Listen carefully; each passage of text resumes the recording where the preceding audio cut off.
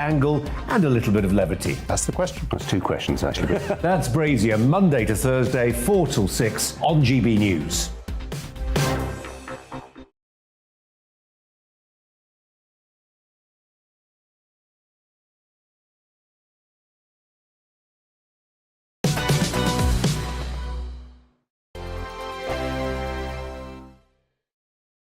We are GB News. We're right across this great nation. On TV. On radio. On digital. Absolutely everywhere. We don't talk down to you. We embrace all voices with honest and civilised conversation. We are not part of the establishment. We're one of you. And we're only getting started. Join us on GB News, The People's Channel. Britain's news channel.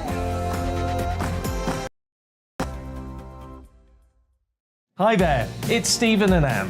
At breakfast from 6 a.m, you'll always be caught up with everything you need to know, the latest headlines, opinions and debates. We'll bring you the good news and the bad, but most of all, we're here for you. Remember, send in your views and let us know what you would like us to talk about.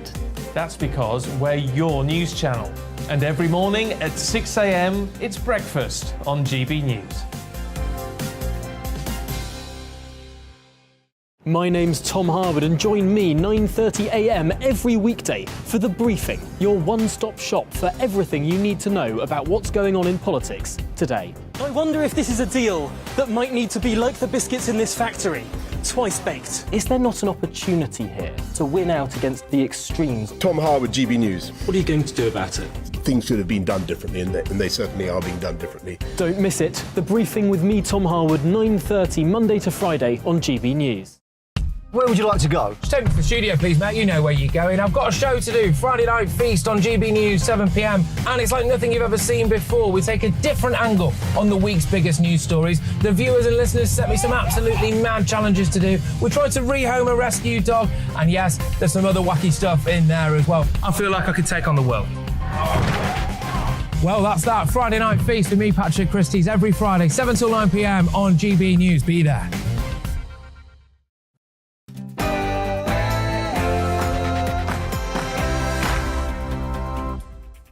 Hello and welcome to The Briefing. I am Gloria. It has just turned 12 o'clock, which means Tory MPs are voting again for their choice of leader. 4 will become 3 today. We'll be speaking to Penny Mordaunt-backing MP, Michelle Donnellan, and also the former First Minister, Damien Green, on his thoughts on the contest, and also the BBC licence fee had its day. We'll be chatting about that too. First, it's the news with Rosie.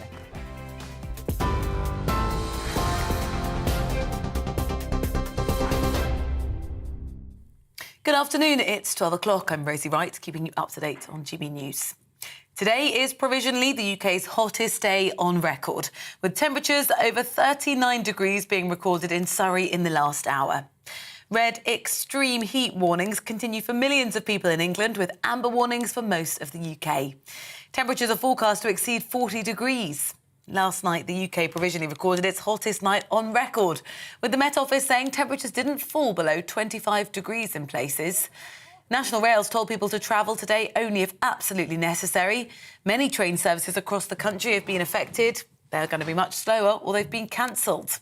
Dr. Frankie Jackson-Spence told GB News what the warning signs are of heat exhaustion. Feeling a bit drowsy. You may notice that you feel a bit faint and dizzy as your blood pressure can drop, feeling nauseous, reduced appetite, and you can sometimes also get stomach cramps and things. When it gets a bit more extreme, usually you can cool yourself down and feel better within about half an hour. If those symptoms are prolonged over half an hour of trying to cool yourself down, it may actually be heat stroke, which is an emergency. And that's where a whole heap of physiological things go on in your body. Meanwhile, in Europe, firefighters continue to battle wildfires across the continent. More than 34,000 people have been evacuated from southwestern France. There have been more than 510 heat-related deaths in Spain following a week of soaring temperatures. Some 2,000 firefighters supported are fighting the blazes, which started a week ago and have burned around 19,000 hectares. Conservative MPs are now voting in the penultimate round to choose the next leader of the party. They'll have until 2 p.m. to cast their ballot. We should know the results at 3 o'clock. As of last night, the former Chancellor Rishi Sunak had the largest backing from MPs, whilst International Trade Secretary Penny Mordaunt followed closely behind. Foreign Secretary Liz Truss is on the ballot. So too is former Equalities Minister Kemi Badenoch, who, despite securing the fewest votes of support last night, believes she can win. I do feel confident. There's everything to play for. My colleagues are looking at who's going to be winning the next election, and I think I'm that candidate, so let's see what happens. Well, I think I'm getting support from all wings of the party. I'm the unity candidate as well as the change candidate. Conservative MP Mark Harper told us he believes Rishi Sunak can restore trust in the party. He's being honest with people about the economic challenges facing the country. He's not saying the things that are easy to say, that would be convenient, but he's telling people what they need to hear. And I think our members are very realistic people. They'll listen to his message about the number one priority is defeating inflation.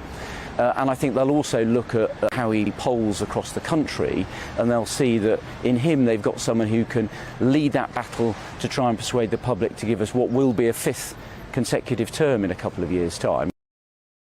The MP, Tobias Ellwood's been removed from the Conservative Party after he refused to support the government in yesterday's vote of confidence. Boris Johnson stripped him of the whip, meaning he'll no longer be able to vote alongside fellow MPs in the Conservative leadership election. Mr Ellwood had been supporting Penny Mordaunt. In a statement, he said he was very sorry to lose the whip. Ukrainian forces have pushed back a Russian advance in the east of the country as fighting continues. In its latest intelligence report, the UK's Ministry of Defence said Russia's struggling to keep up its advance and have been plagued by a lack of manpower and stiff Ukrainian resistance. Wages are falling at the fastest rate since records began, when taking into account rising prices. The latest data from the ONS showed paychecks dropped by 3.7% over the 3 months to May when compared against inflation. Meanwhile, the number of UK workers on payrolls had risen by 31,000 to 29.6 million between May and June. More than a quarter of children have put themselves on a diet, including those of a healthy weight. A new study published in the Archives of Disease in Childhood looked at the eating habits of more than 34,000 youngsters in England. Researchers found a rise of the number of children, some as young as 8, trying to lose weight. This is GB News. I'll bring you more as it happens. Now let's head to the briefing with Gloria.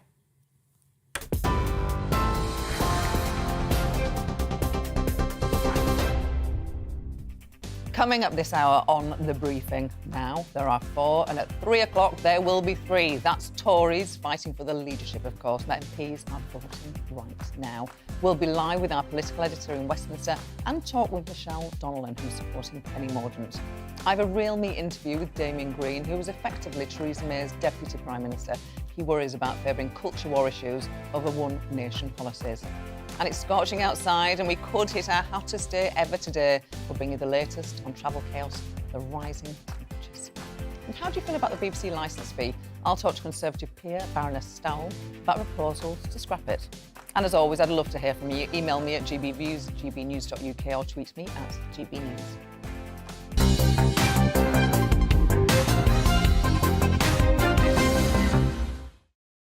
So, 4 hopefuls left vying to lead the Conservative Party and become our next Prime Minister. At 3 o'clock, one of them will be out. MPs are voting right now, and it's far from clear who will make the final 2. Down in the thick of it at Westminster is our political editor, Darren McCaffrey. Darren, it's all getting very tense, isn't it? Yeah, it really is. As you say, MPs have already begun voting in what the 4th round of this leadership contest. We are down to 4 candidates. By this afternoon, we will definitely be down to 3. Really fascinating about where Tom Tugendhat, the MP that was dumped yesterday, where his MPs will go to, around 30 of them. And Penny Mordaunt's camp are pretty confident that a large number of them are going to break for her. And that would be fascinating, because that could well propel her into a pretty strong second position. She has remained in second position throughout this contest. Clearly, Rishi Sunak was pretty happy with last night's results. He the former Chancellor's within touching distance of that magic 120 number, Gloria. It's the battle really in many ways for the second position is fascinating. So Penny Mordaunt can get a large majority of those Tom Tugendhat votes, she would be in a pretty good position. The question, of course, is where does that then leave Liz Truss and indeed Femi Badenoch? Really interesting, as I say, this fight. And we learned today about Tobias Ellwood, the Conservative MP, the chair of the Defence Select Committee. He was in Moldova yesterday, was not around to vote in the no-confidence vote last night. He has lost the whip and will not be voting this afternoon. He was one of Penny Mordaunt's major backers. Her supporters are pretty annoyed, frankly, about all of that. And given how tight this could be, genuinely how tight this could be, 1 or 2 votes could make all the difference. Maybe not today, but potentially in the days to come. We're going to get the result from Sir Graham Brady at around 3 o'clock this afternoon. MPs frantically here in Buckhurst House and everywhere else in Westminster trying to lobby all the different Conservative members of Parliament at the last minute to try and convince them to switch to their side. As I say, the thing to watch out for today is whether Penny Mordaunt extends that lead into the second place that she's found herself in, though she did somewhat stall, didn't she, yesterday, down by 1 vote, or whether the other two can make significant ground. And if they do so, we really are into an entirely unpredictable race.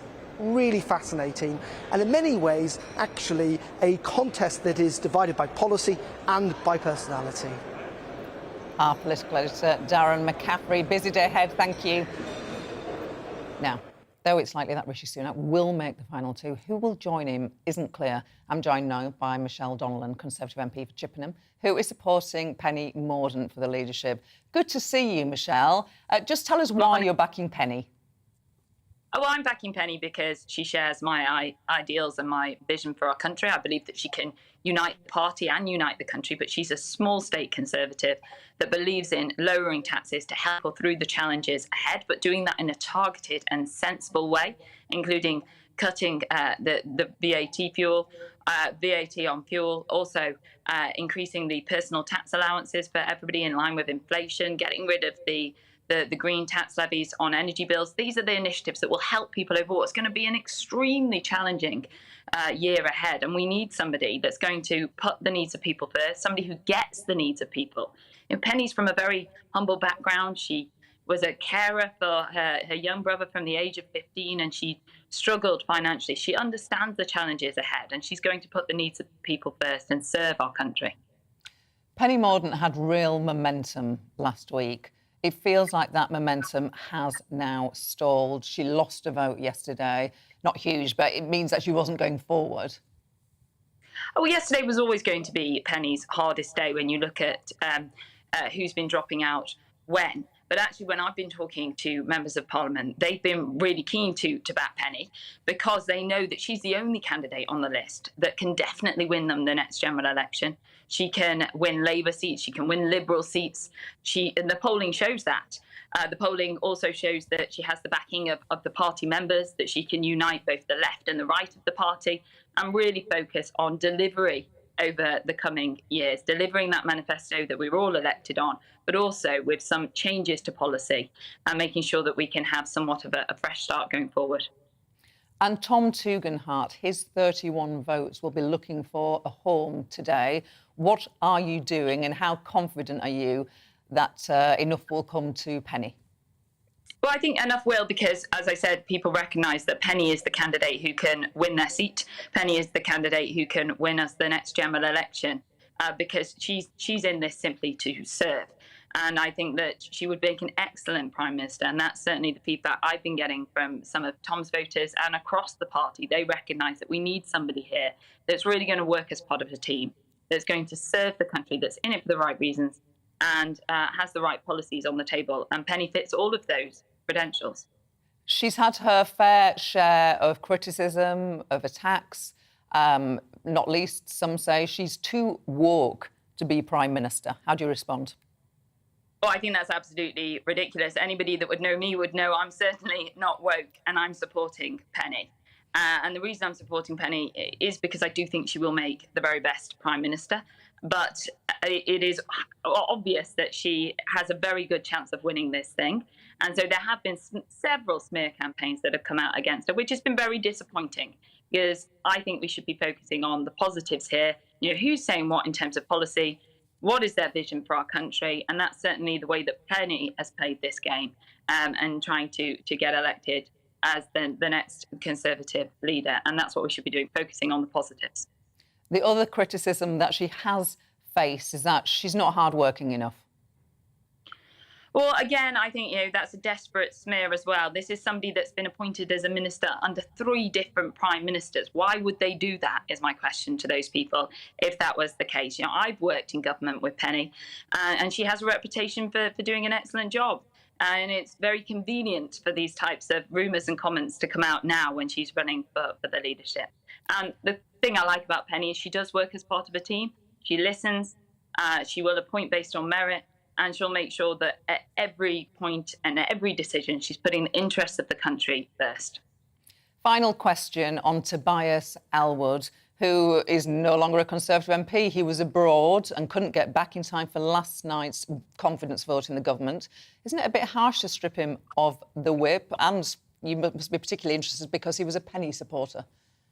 Well, look, this is something that Tobias has to talk about. I'm not sure about the ins and outs or the conversations that have happened. It is a procedure if somebody misses or doesn't vote on a confidence vote to be stripped of the whip. So that is standard practice. But you would have to ask Tobias about exactly what happened and the conversations that went on. Very much enjoyed talking to you, Michelle Donnellan. Hope to talk to you again soon. Take care. Thanks. Now, it's time for my latest Real Me interview. There's a lot of politics in this one. I speak to the man who effectively served as Theresa May's Deputy Prime Minister, Damien Green. He backed Tom Tugendhat to be Conservative leader, who last night was knocked out of the race. Yesterday, Damien told me he hadn't decided who to support next.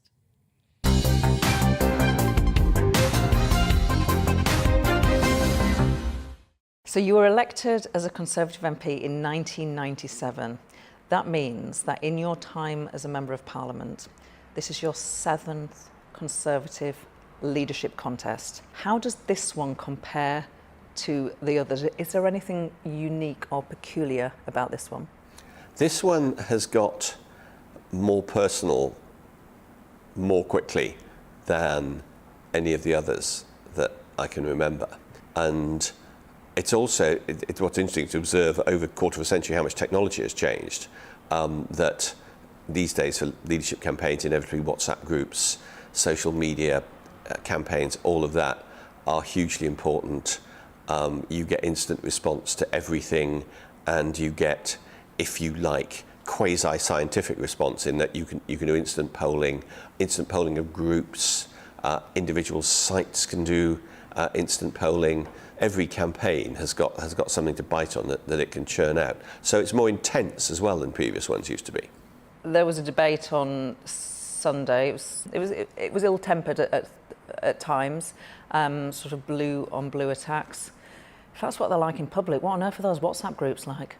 WhatsApp groups can be quite crunchy, although most of my colleagues have now learnt the fact that once you put something on WhatsApp, unless you absolutely trust everyone on the group, then you'll probably be reading it on a social media site in about 20 minutes' time. So people are sensible and only work within small groups that they trust. But I agree that, I mean, the Sunday's debate, at times, I was sort of wincing slightly, thinking, not least, why did you agree to that format? I mean, particularly the asking individual questions of another candidate. That is going to be quite punchy, and it was. And I'm not sure that was particularly well advised, and I assume that's why several of the candidates have decided we're not having another one of these. Of the remaining candidates, you're a Tom Tugendhat supporter. By the time this is broadcast tomorrow, he may or may not still be in the race. So it'd be unfair to ask who your next choice is, because we don't know what's going to happen at the time of recording. But is there somebody you know you're definitely not going to support? I haven't made up my mind yet. I'm sticking with Tom. I hope that by the time this is broadcast, he's still in. And if he isn't, I will talk to the other candidates. I think it's the only sensible thing to say, because I've been heavily involved in Tom's campaign since the start. And I think they're good candidates, but he'd be the best to be Prime Minister. But I'm not committing myself either for or against anyone else at this stage. You've always been associated with the One Nation wing of the Conservative Party. This is a contest which has seen candidates seek their inspiration from Margaret Thatcher or cite their inspiration of Margaret Thatcher, a heavy focus on tax cuts, a war on woke, a focus on cutting immigration. Is this in the One Nation tradition? Some of it is, some of it isn't. I think a lot of the invocations of Margaret Thatcher are sort of quasi-religious, really, that you have to mention that you're in Margaret Thatcher's tradition. And some of them seem slightly ahistoric to me, in that I distinctly remember Margaret Thatcher and Geoffrey Howe's first budget cut income tax but put VAT up, and that actually the big tax cuts that came under Nigel Lawson later in her period of power came after a big squeeze on public spending. So the idea that Margaret Thatcher simply thought produce tax cuts and you'll grow the economy is not actually what Margaret Thatcher thought. I think there's a lot of indications that are I think, unfair, really, not least to Margaret Thatcher. But in terms of the move to the right, I think you do have to reinvent One Nation politics for every new generation. So inevitably, in different decades, you have different things to care about. But there are some basic principles that I would want to see come out of this, and occasionally get worried about, which are about respect for the rule of law, respect for our institutions, keeping the economy on a solid track, and keeping the union together. All of those seem to me an essential part of the One Nation Conservative tradition, and essential not least for the Conservative Party to be successful. It's one of the reasons it's been successful for literally hundreds of years. And if we leave that, if we chase away, as you say, just doing culture wars or making it look as though that's the most important thing, then I think a lot of people who would be natural Conservatives, who would normally vote Conservative, will think that's a bit odd. I'm not sure about that. You were Deputy Prime Minister, First Minister, under Theresa May. You were at university with Theresa May. You were clearly close allies and friends. Her party treated her harshly. They forced her out. Some people would say, well, that's because she called that election and she brought it all on herself. But it was very hard, even for an opposition MP, to watch her time as Conservative Prime Minister. What was it like having a ringside seat and all that? Oh, it was grim. I mean, it was a grisly period for all sorts of people and institutions. It was obviously mostly grisly for Theresa because she conscientiously took the job as party leader and Prime Minister, not quite by accident, but I don't think any of us went into that leadership campaign thinking that at the end of it Theresa would emerge as leader. It appeared to be a shoe-in for Boris, and we all know what happened.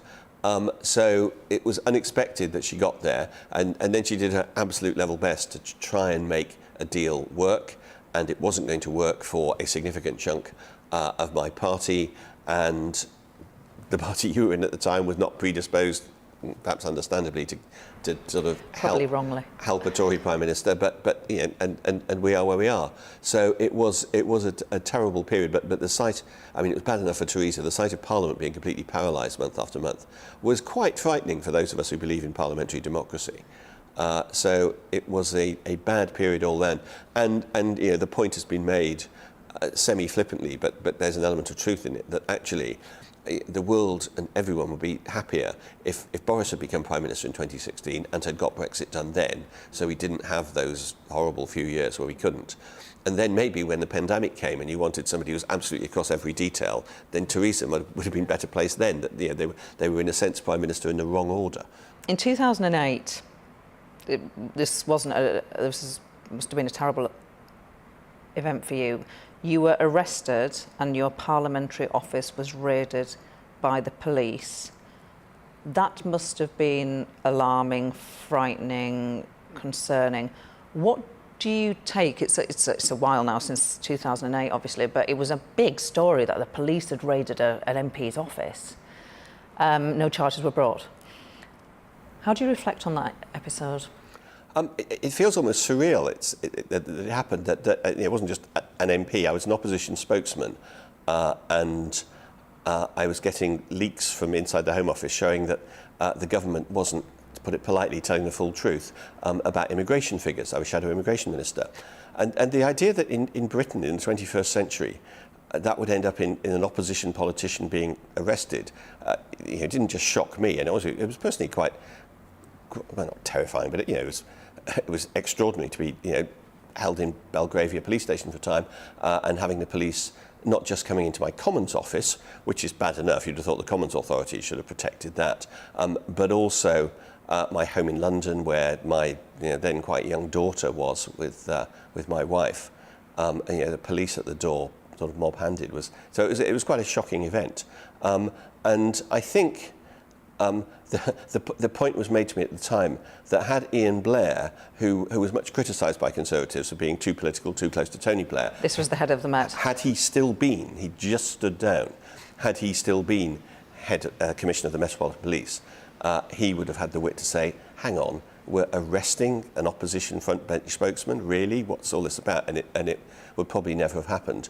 One of the contemporary resonances of it is that, as you say, at the end there was months and months of furore, but in the end it all dribbled away. Actually, there's no sort of case to answer here. Politicians get leaks. Gordon Brown made his reputation on getting leaks from inside Whitehall.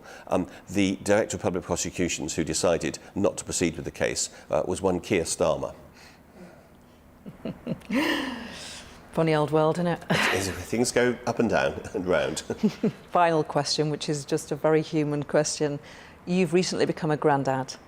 Tell me how that has enhanced your life. Oh, immensely. I mean, it's still, I'm all of 3 weeks in, so I am completely a novice. And all the cliches are true, that, you can hand them back and it's wonderful. And I think I can only repeat the best advice I've been given, which is by one of my colleagues in Parliament who's been a grandfather for some time, and he said the only good piece of advice for any grandparent is that you should shut your mouth and open your wallet. And I intend to do both. A pleasure. Illuminating. Thank you for giving us the benefit of your long years of service. Thank you, Damien Green. Thank you. And you can watch all my real news interviews on YouTube. Now, do you think the BBC licence fee is good value for money? Are you happy with the way the BBC is funded? Next, I'll talk with Conservative peer Baroness Stowell about her suggestion that it could be abolished. But first, let's just see how scorching the sun is today, where you are. Hello again, I'm Aidan McGivern from the Met Office. The hot spell peaks today with the likelihood of temperatures never previously recorded in the UK. That's why there are weather warnings in force for extreme heat, because this kind of heat can have serious impacts. Now, there is a change on the way. Cold fronts are going to move in from the west. Already that change taking place towards the far southwest, parts of Northern Ireland as well. Cooler compared to yesterday, but for the vast majority it's sunny.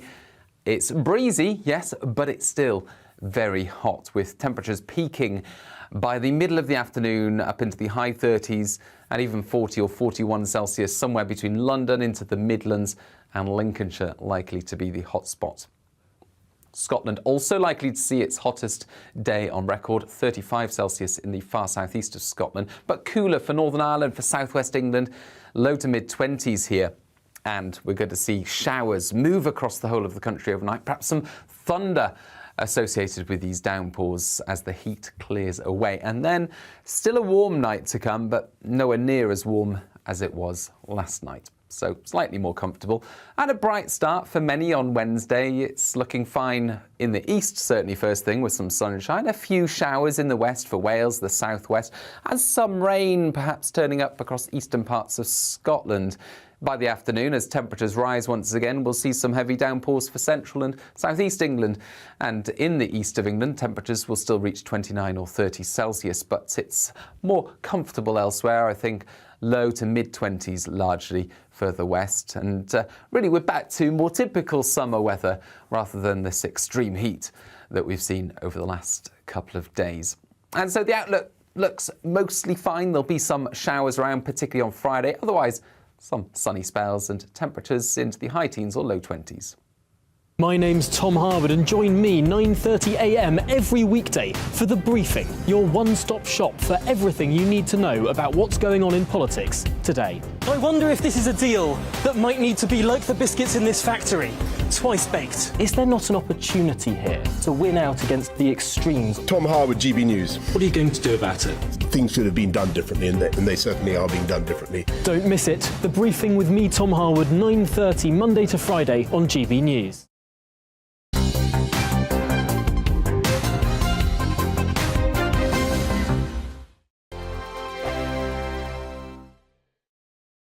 We are GB News. We're right across this great nation. On TV. On radio. On digital. Absolutely everywhere. We don't talk down to you. We embrace all voices with honest and civilised conversation. We are not part of the establishment. We're one of you. And we're only getting started. Join us on GB News, The People's Channel. Britain's news channel.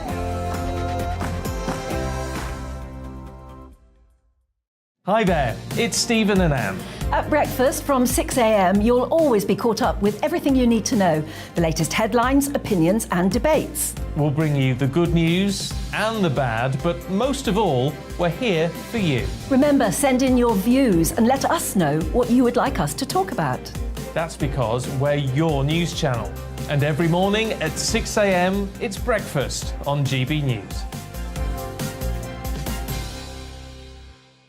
My name's Tom Harwood and join me 9:30 a.m. every weekday for The Briefing, your one-stop shop for everything you need to know about what's going on in politics today. I wonder if this is a deal that might need to be like the biscuits in this factory, twice baked. Is there not an opportunity here to win out against the extremes? Tom Harwood, GB News. What are you going to do about it? Things should have been done differently, and they certainly are being done differently. Don't miss it. The Briefing with me, Tom Harwood, 9:30 Monday to Friday on GB News. Where would you like to go? Just take me to the studio, please, mate. You know where you're going. I've got a show to do. Friday Night Feast on GB News, 7 p.m. And it's like nothing you've ever seen before. We take a different angle on the week's biggest news stories. The viewers and listeners set me some absolutely mad challenges to do. We tried to rehome a rescue dog. And yes, there's some other wacky stuff in there as well. I feel like I could take on the world. Well, that's that. Friday Night Feast with me, Patrick Christie's, every Friday, 7 till 9 p.m. on GB News. Be there.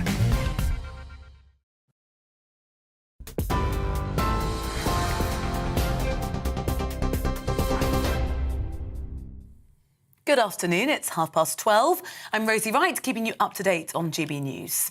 Today is provisionally the UK's hottest day on record, with temperatures over 39 degrees being recorded in Surrey in the last hour. Red extreme warnings continue for millions of people in England, with amber warnings for most of the UK. Temperatures are forecast to exceed 40 degrees. Last night, the UK provisionally recorded its hottest night on record, with the Met Office saying temperatures didn't fall below 25 degrees in places. Meanwhile, in Europe, firefighters continue to battle wildfires. Also, Conservative MPs are now voting in the penultimate round to choose the next leader of the party. They have until 2 p.m. to cast their ballot. We should know the results at 3 o'clock. As of last night, the 4 candidates remain, including the former Chancellor Rishi Sunak, International Trade Secretary Penny Mordaunt, Foreign Secretary Liz Truss and the former Equalities Minister Kemi Badenoch.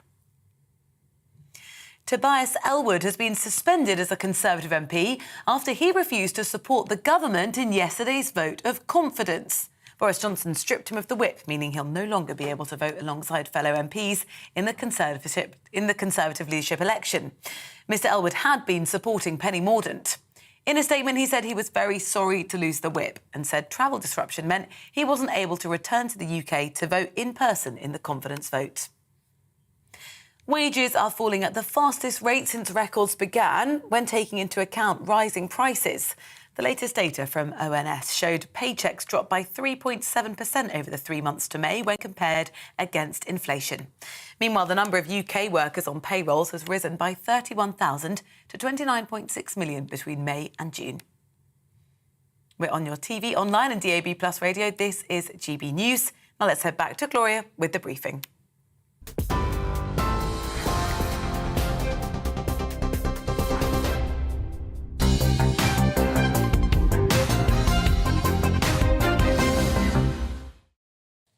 now, a new report published by a House of Lords committee recommends that the TV licence fee be abolished. Baroness Dowell is the chair of the Lords committee behind the report and joins me now. Welcome to the show. Before we talk about the substantial issue, I just want to ask you, because you are a Conservative peer, who are you backing and why in this leadership race? OK, well, I won't get a vote until we get down to the final two, but I hope that Kemi Badenoch is in the final two. And she's somebody who I've followed since she first entered Parliament in 2017. I think she's a clear thinker. I think she's courageous in the positions that she takes.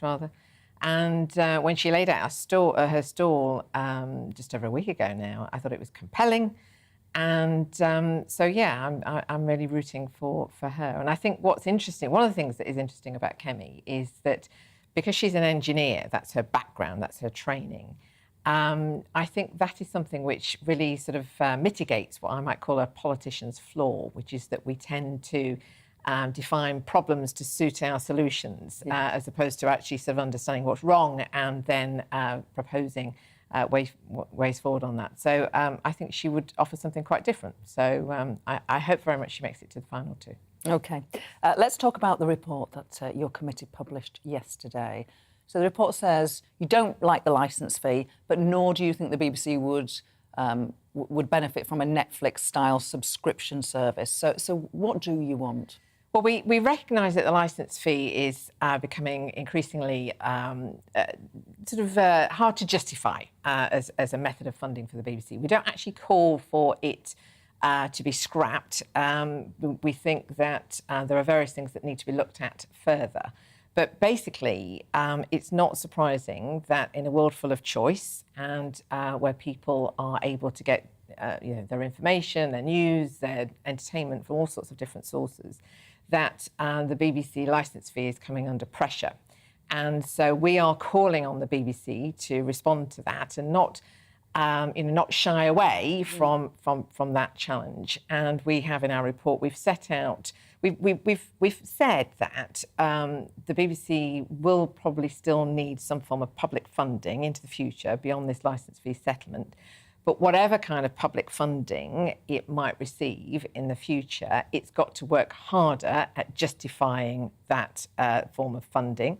And that's, as I say, the way what we're calling on the BBC to do is set out why the BBC, what is the role of the BBC, what is it for in this part of the 21st century? And then we can get to real sort of answers to what is the best way of funding it. OK.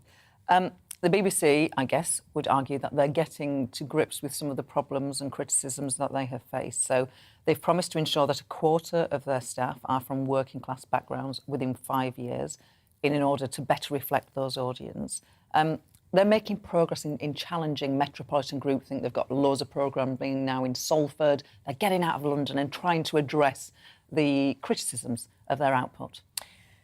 Well, it's true that under Tim Davie, they have acknowledged that they've got a problem. There's real evidence for this, real evidence for the fact that there are a lot of people who don't feel that their perspectives and their outlooks are well represented on BBC programmes or through BBC News.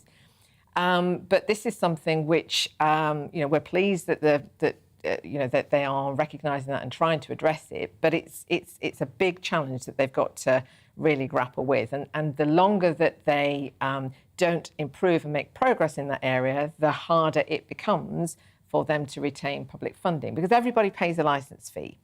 And everybody, if you're watching live television or if you use the iPlayer and record live programming to watch later, you have to pay that licence fee. And you could even have a television and never watch live BBC and only watch GBNews and still have to pay the licence fee. So that model is one which is understandably threatened, and it's for the BBC to sort of respond to that. And the first thing they need to do is set out very clearly in this new world of lots of choice, why does the BBC exist? What is it for? And why should people pay their money to the BBC, regardless of the other choice that they've got and can go to elsewhere? I guess there could be an argument, now that the BBC are getting to grips with these things, that Imagine a BBC with a quarter of its staff coming from working class backgrounds. Imagine a BBC where far more of its programmes and presenters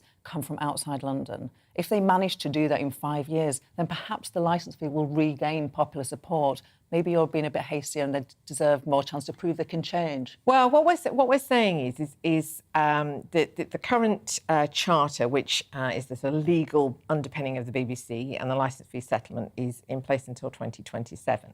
And decisions that about the BBC that would take it beyond 2027 can't be left until the last minute. OK, they need to be. These are decisions. Ultimately, they're for the government, but they need to be taken sooner than that.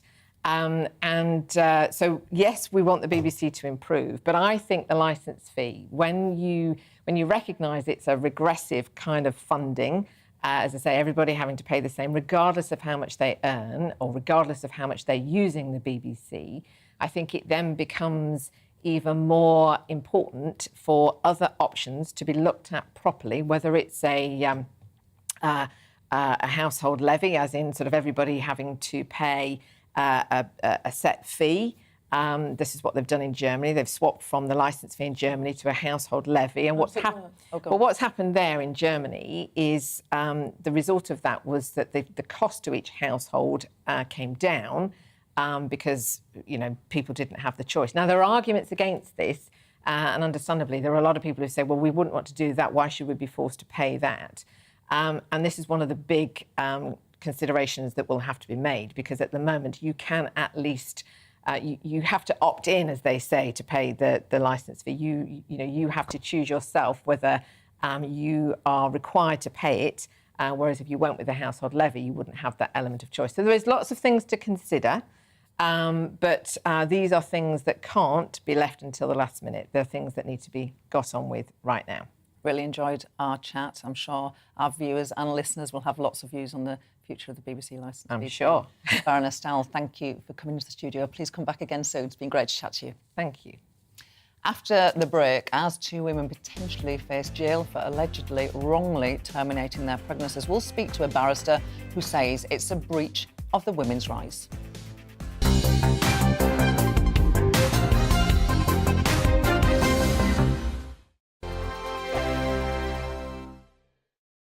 We are GB News. We're right across this great nation. On TV. On radio. On digital. Absolutely everywhere. We don't talk down to you. We embrace all voices with honest and civilised conversation. We are not part of the establishment. We're one of you. And we're only getting started. Join us on GB News, The People's Channel. Britain's news channel.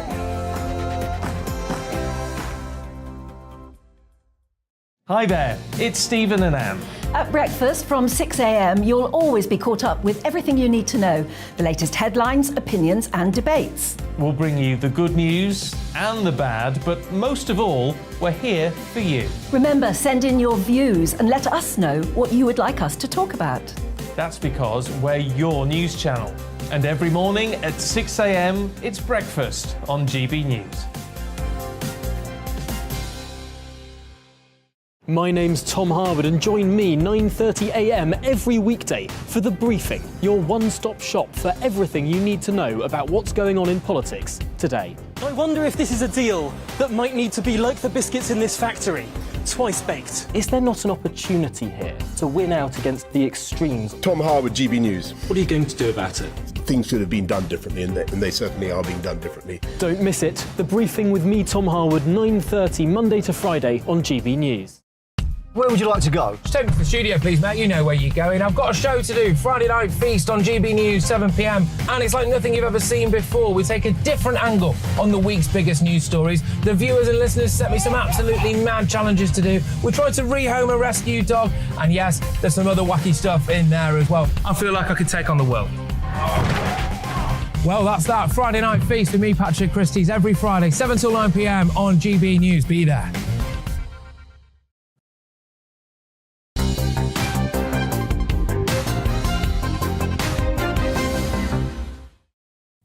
The time is 12:41 now. Medics, lawyers and charity workers have signed a letter to the Director of Public Prosecutions as two women potentially face jail for having abortions. One of the women allegedly took a drug routinely prescribed by doctors to end her pregnancy. Another took pills provided by an abortion advisory service and delivered a 28-week-old fetus. Joining me now is the barrister, Dr. Charlotte Proudman, one of the lawyers who has signed that letter. Charlotte, it's good to see you. Let's unpack this first. Obviously, most women, like overwhelming majority of women who terminate a pregnancy in this country, do not end up in the courts. Why are these two women in the courts? Well, I mean, that's right. I think it's important to say, though, that abortion is a criminal offence in Britain. In England, Wales and Scotland, under the 1967 Abortion Act, you have to have 2 medical doctors that certify a woman having an abortion, and it has to be because of a range of prescribed requirements such as grave permanent risk to mental health or physical health reasons, which is really severe in terms of the nature of that. So effectively, women are being pathologised every single day for having an abortion. So one woman told me that she went to have an abortion. She said the reason is that she doesn't want to have children, accidental pregnancy, and she was told that was not good enough by way of a reason. She had to explain in terms of the impact it'd have on her mental health if she didn't have an abortion. Now, that will then go on your medical records. In terms of one of the women that is in court now, extraordinarily, she is being prosecuted under Victorian legislation. That's right. So legislation that dates back to the 1800s.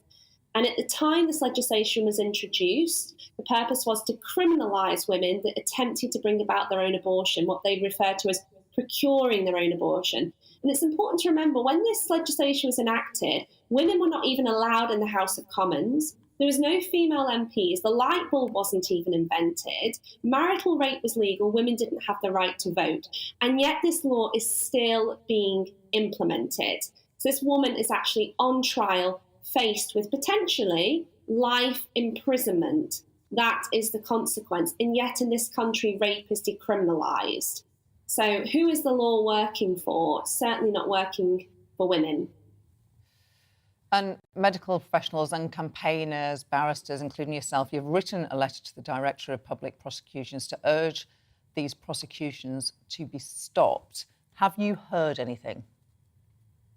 No, I haven't heard anything back in terms of stopping the prosecutions. As far as I'm aware, they're still going ahead.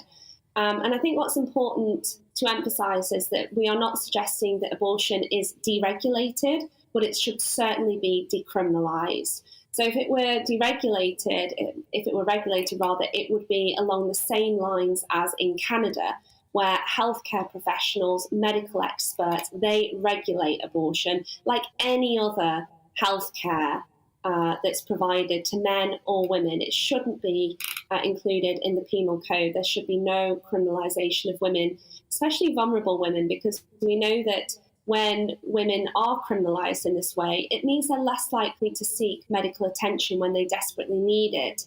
And the consequence for that is not stopping abortions, far from it. It means that they go underground, it happens on the black market, and it leaves their health at severe risk.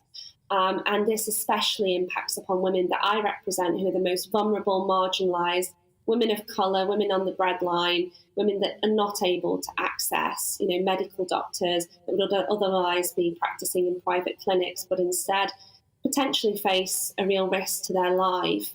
And now with these very vocal, publicised prosecutions of women, I am concerned about the impact that will have upon other women coming forward and seeking medical treatment. A woman should never be criminalised for making decisions about her bodily integrity and her bodily autonomy. What she chooses to do with her body and her life is her choice.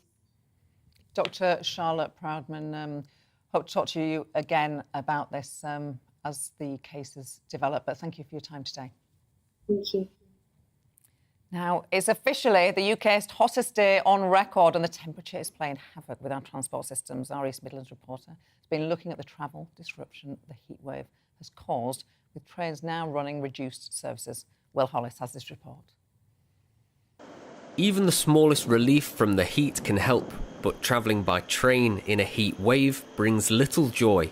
Much of the country is facing cancellations and crawling speeds. In Nottingham, at the heart of the red weather warning, passengers chance their luck. I have delayed in Derby for 20 minutes, and now it's like I need to wait another 40.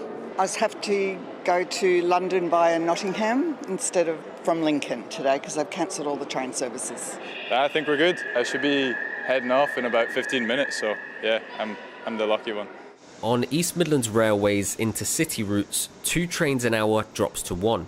On some regional routes, the odds are much worse, and the East Coast Main Line from Leeds to London King's Cross has been scrapped altogether from midday. In extreme heat, tracks pass 50 degrees Celsius and can buckle at the normal speeds. Network Rail is advising you not to travel. A lot of our infrastructure that we have is designed and maintained to operate safely around 38 degrees. So that 3 degrees further puts tremendous stress on the system. How big of an impact could this have if you didn't bring in these measures? The heat wave and these exceptional temperatures that we're going to encounter, particularly along the East Coast Main Line, means that the tracks themselves simply extend in the heat and become much longer, and there's a risk of them buckling, and that's why we need to slow down the train so that we don't create that risk and we maintain passengers' safety. Soaring temperatures are pushing the UK up and over records. A red weather warning hangs over most of England. It's being described as an emergency with a risk to life. Last July, 1,600 people died because of heat, according to the Health and Security Agency. We're going to see temperatures in the East Midlands of 39 and 40 degrees in various bits of the East Midlands. So that threshold of 25 degrees where people start to feel strain is going to be well exceeded. So we are expecting to see problems. Our monitoring of hot weather situations from previous years in the UK make it really clear that we get a lot of people becoming unwell and a good number of people dying when it gets this hot. Back in Nottingham, the city centre's summer beach is returning. Trains are expected to run normally between Nottingham and Skegness, but at a time when travel is discouraged, skipping the seaside is becoming more tempting. Will Hollis for GB News in the East Midlands. And while the UK has hit its hottest day on record, things are heading to getting very hot in Scotland too. GB News' David Donaldson is in Burnt Island in Fife. How hot are you, Davy? It is hot. It is definitely hot. We've got about 27, 28 degrees here at the moment, which is certainly not as hot as it was yesterday. We were certainly up in the 30s, 32, 33 yesterday. I think it's going to be about 29, 30. The only saving grace we've got here in Burnt Island is that it is a little bit overcast, as you can see. So that is helping keep it slightly cooler than it would be in direct sunshine. But lots of families about. You can see the beach is busy over my shoulder. To my left here, I've looked right out in the sea, and there's lots of people with their families there picking up shells. The tide's out at the moment, and we've got a fun fair just over there behind the beach. So really the perfect setting, you'd have to say, for a day by the seaside, and it's not too hot at the moment. It will get a bit hotter later on, but as I say, we're not going to see what we had yesterday. Certainly other parts of Scotland, though, are going to be a lot hotter. Certainly down in Dumfries and Galloway, down the borders, we're looking around about 32 degrees at the moment, and that could potentially get hotter as well. So certainly a warning in place there for people really to take extra care. That was more of what it was like around this area yesterday. It was really yesterday that had the best of the weather, or certainly the extreme weather that we've seen in Scotland. Not all Scotland we get to the late 20s or the early 30s. So a lot of people will find it very, very difficult. I know that doesn't sound very hot to people in London and the southeast of England, but for Scotland, this is very hot. This is go and get an ice cream, go and get a can of juice and sit there on the beach and cover yourself up, because this is very, very hot for Scotland indeed. Get your factor 50 on, Davy. Cheers, thank you. Now, the Mayor of London, Sadiq Khan, is hosting a 3-day climate summit. Our reporter, Alice Porter, caught up with him. Now, we've got to talk about the fact that this is the hottest day of the year so far. I mean, something that I know you're very concerned about. I mean, a lot of people in London are really, really struggling, but also I think it's raised a lot of concerns about our infrastructure. I mean, we've seen Luton Airport, problems with the runway. I was trying to get the train in yesterday, there was huge delays. I mean, what is City Hall doing to improve the infrastructure for Londoners who are struggling to cope in the heat and can't get about their normal day? Well, our city wasn't built for temperatures of 40 degrees, right? Our homes weren't built for that, our place of work wasn't built for that, our transport wasn't built for that. So in the short term, we've got to make sure that we adapt our city what's to do with the symptoms of climate change. In the long term, we've got to tackle climate change in the medium term as well, to sort that out, and the short term as well. So in London, the stuff we're building going forward is all future-proof. So the new Elizabeth line trains, air conditioned, new buses have an air cooling system. New buildings are required to have air cooling systems, so they're cool in summer, warm in winter. The problem is the older homes, the older places of work, the older public transport. So we're doing what we can with the limited funds we've got to retrofit, to adapt, but we need support from the government. We can't do it ourselves. There's only one body that's got the finances to adapt the buildings where people live, adapt the buildings where people work, adapt the Victorian tubes and the old buses, and that's the government. So we're lobbying the government for more support, because the bad news is these heat waves aren't going to happen every 10, 20, 30 years.